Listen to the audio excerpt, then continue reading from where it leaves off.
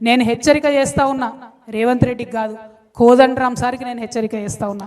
ఎందుకంటే రేవంత్ రెడ్డిని ఉద్యమకారులు నమ్మిందే మీ వల్ల.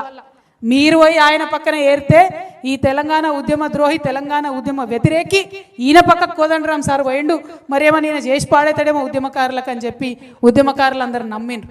కానీ 2.5 ఏళ్లుగా కోదండరామ్ సార్ ఎక్కడ మాట్లాడతలేరు. ఎందుకు మాట్లాడతలేరు? అసెంబ్లీలో మాట్లాడండి, చర్చించండి, నిలదీయండి.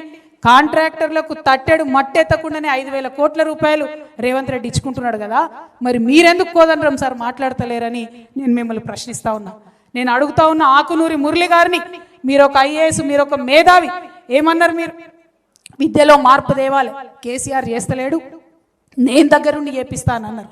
అందుకనే కదా నమ్మింది ఉద్యమకారులు మిమ్మల్ని. ఆకునూరి మురళి గారు, కోదండరామ్ సార్ మీరు పోయి రేవంత్ రెడ్డి పక్కన చేరితేనే కదా ఉద్యమకారులు నమ్మింది. మరి ఎందుకు ఇవాళ మీరు సైలెంట్ ఉంటున్నారు? ఏమిచ్చింది మీ విద్యా కమిషన్?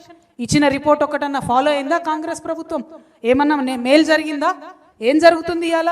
గురుకులాలలో పిల్లలు చచ్చిపోతూ ఉంటే ఏం చేస్తుంది మీ విద్యా కమిషన్? ఎందుకని ఆకునూరు మురళి గారు మాట్లాడతలేరు? ఈ ప్రశ్న ఇవాళ ఖచ్చితంగా ఉద్యమకారులు అడుగుతారు.